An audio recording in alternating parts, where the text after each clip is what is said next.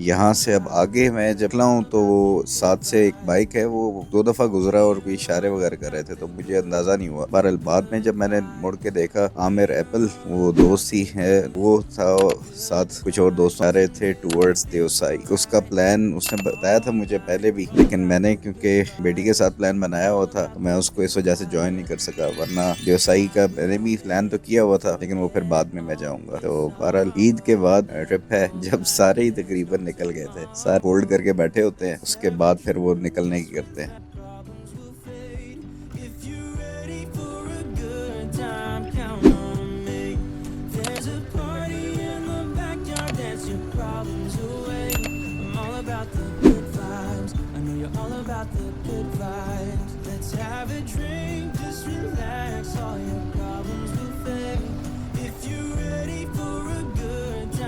आमिर का आपको याद होगा जो मेरे व्लॉग्स हैं स्कर्दू के, उसके अंदर भी आमिर के साथ ही गया था। फिर इस्लामाबाद पिंडी में कोई होता है टूर छोटा मोटा या डे ट्रिप होते हैं, उसमें भी ये साथ होता है। तो काफ़ी सारी राइड्स हमने इकट्ठे की, तो काफ़ी मज़ा आता है। बड़ा कोऑपरेटिव किस्म का बंदा है और बहुत ही अच्छा राइडर है, तो इसके साथ भी टूर करने का एक अपना मज़ा है।